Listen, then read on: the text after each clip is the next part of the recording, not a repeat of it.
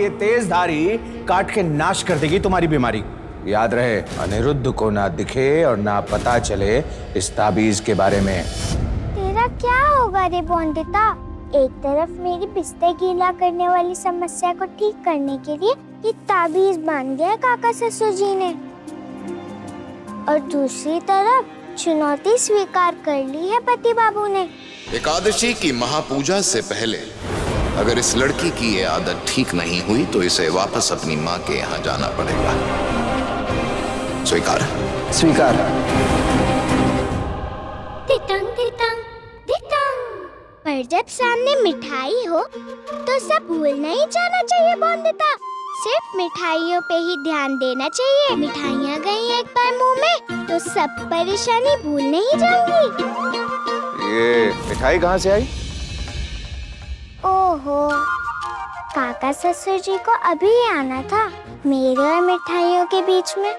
बड़े मलिक, आप जमींदारी की वसूली करने गए थे ना, तो आपके पीछे रतनलाल बाबू आए थे। उनके बेटे प्रदीप की शादी है ना। प्रदीप की? प्रदीप तो वही ना जो बटुक के साथ उसकी कक्षा में पढ़ता है। 11 साल का होगा ना? जी बड़े मालिक, 11 साल के दूल्हे राजा और 5 साल की दुल्हन। सही है। बच्चों के लिए ये सब निर्णय शुरुआत में ही ले लेना चाहिए, नहीं तो ना जाने क्या क्या भुगतना पड़े हमारी तरह। आपको सब परिवार न्योता दिया है बड़े मालिक। अनिरुद्ध बाबू और छोटी मालकिन 9 वर वधू हैं, तो उन्हें तो खास बुलाया है। पर शादी के घर में तो सब औरतें एक जगह सोती हैं और हम बहू को वहां उनके साथ अकेले सोने नहीं दे सकते। अगर उनके सामने बिस्तर गीला कर दिया नींद में तो विवाह की अग्नि में खानदान का मान सम्मान जलकर खाक हो जाएगा। सोने से पहले किसी भी बहाने से घर वापस बुलवा लेना होगा हमें बहू को। अनिरुद्ध बाबू सुनिए तो। अनिरुद्ध बाबू देखिए। क्या क्या सुनना है सौरभ? तुम जानते हो ना, सौरभ कल गांव के सारे मुखिया आए थे मुझसे बात करने। जब मैंने उनसे औरतों के लिए पब्लिक टॉयलेट मतलब गुसल खाने की बात की, मैं चाहता हूं हमारे तुलसीपुर में औरतों के लिए एक पब्लिक टॉयलेट बने। तुम बताओ सौरभ, इसमें हंसने वाली बात थी क्या कोई? दोष उनका नहीं है। कोई भी नई बात, कोई सोच जो परिवर्तन लाए, वो इन लोगों के समझ में नहीं आती जल्दी से। सौरभ, अगर उन्हें ये बात समझ नहीं आती तो हमें उन्हें इस बात को समझाना होगा। कोई समस्या है क्या बड़े मालिक? अरे रॉय चौधरी हैं हम, समस्या क्या होगी? तैयारी करो, हम सबके साथ जाएंगे। शादी में जाएंगे, ढेर सारी मिठाइयाँ खाएंगे, मोटर गाड़ी में भी बैठूंगी मैं तो। बटुक, रो क्यों रहे हो? मारा किसी ने विद्यालय में? अच्छा हुआ किसी ने मारा इसे, परेशान करता होगा उसे भी। जमींदार के बेटे को कोई मार सकता है क्या? वही तो। पर फिर रो क्यों रहे? विवाह हो रहा है मेरे दोस्त प्रदीप का। आज स्कूल से उसे छुट्टी भी ले ली। अब उसकी पत्नी आएगी तो वो मेरे साथ खेलेगा या उसके साथ? लड़कियां रोती हैं, लड़के नहीं। ऐसा क्यों? लड़के नहीं रोते, लड़कियां ही रोती हैं।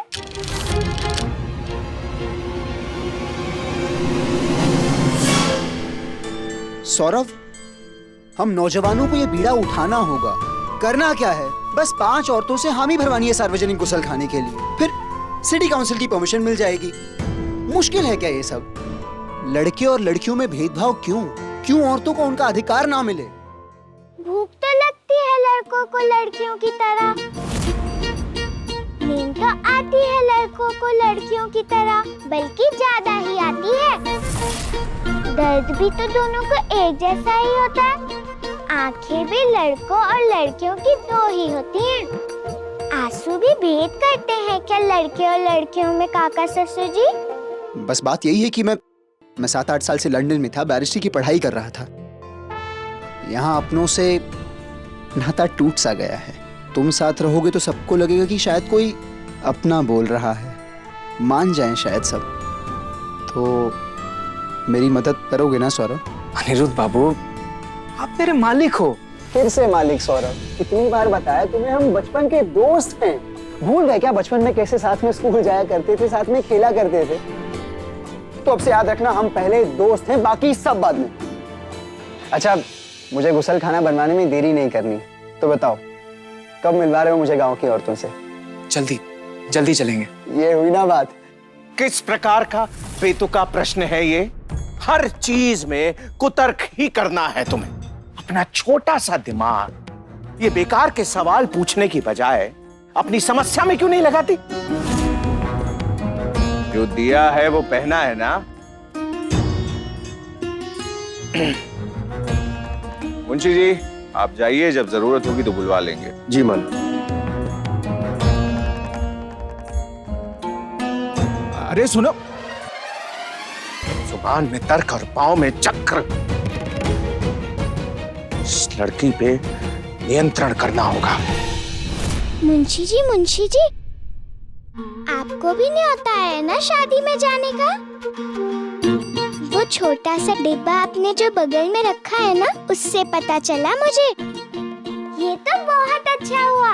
अब शादी में जमकर नाचूंगी मैं, क्योंकि संपूर्णा दीदी और जमाई बाबू भी तो आएंगे ना वहाँ।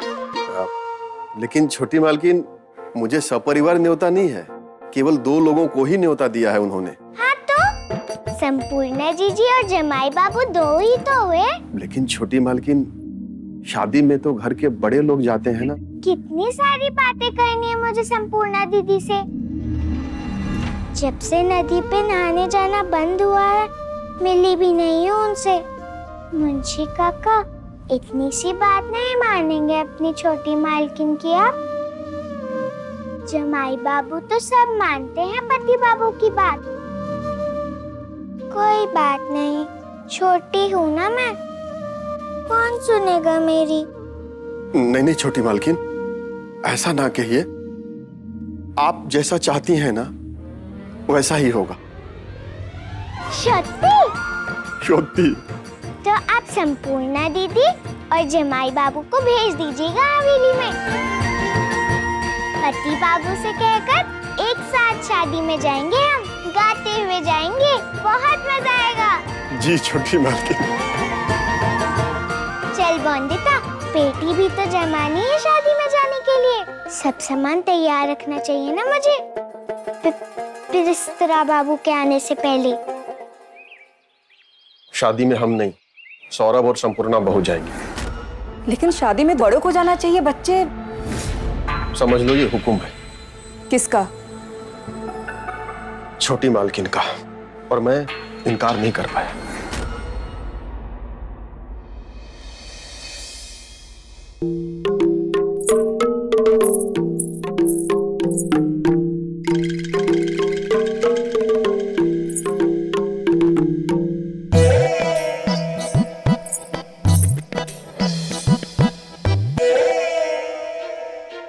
मैं जानती हूँ कौन आया है। मेरी परी दीदी आई है ना।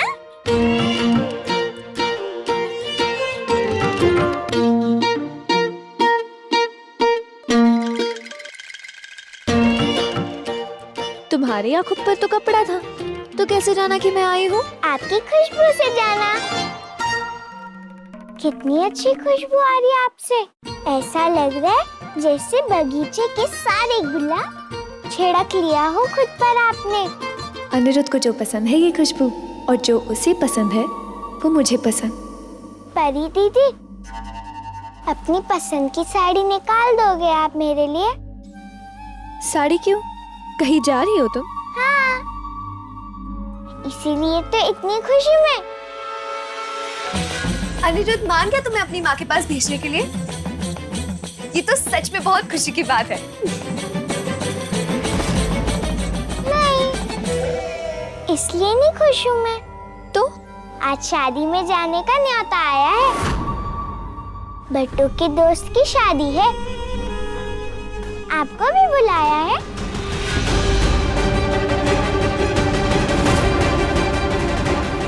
हाँ। सच्ची? फिर तो खूब आनंद आएगा। कितना खुश होते हैं ना सब शादियों में जाकर। लेकिन आपको पता है परी दीदी, अपनी ही शादी का कुछ याद नहीं है मुझे। कुछ भी? हल्दी लगी थी वही याद है। पर अपनी शादी का कुछ याद क्यों नहीं तुम्हें? पता नहीं, दुल्हन की तरह सजी हुई थी मैं।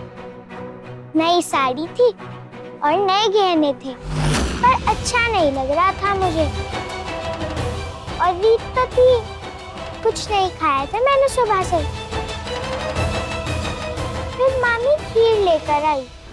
खीर खाकर न जाने कैसे गहरी नींद आ गई थी मुझे।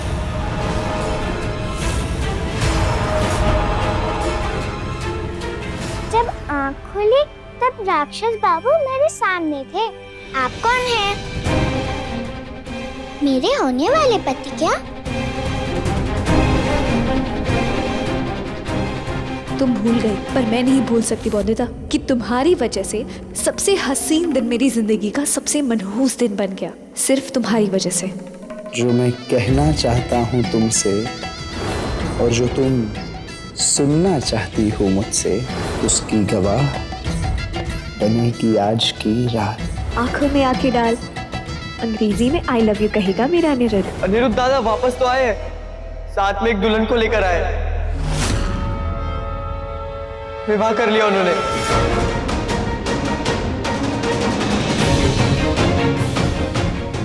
आप ठीक हो ना परी दीदी? हाँ? फिर आपके आंखों में आंसू क्यों है? तुम्हारे कारण ही तो है।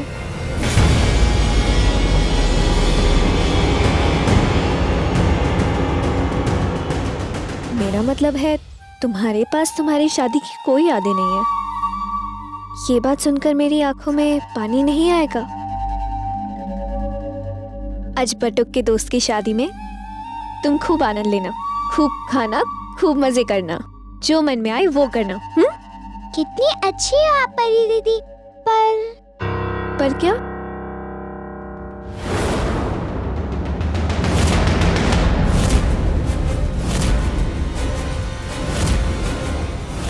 पर दिल में थोड़ा डर है। वहाँ रात रुकना होगा ना, और किसी को पता चल गया मेरी बिस्तर गीला करने वाली समस्या की बात तो। तुम चिंता क्यों करती हो? मैं आ रही हूँ ना तुम्हारे साथ विवाह में, मैं सब संभालूंगी। शक्ति, चलो मैं तुम्हारे लिए एक अच्छी सी साड़ी निकाल देती हूँ।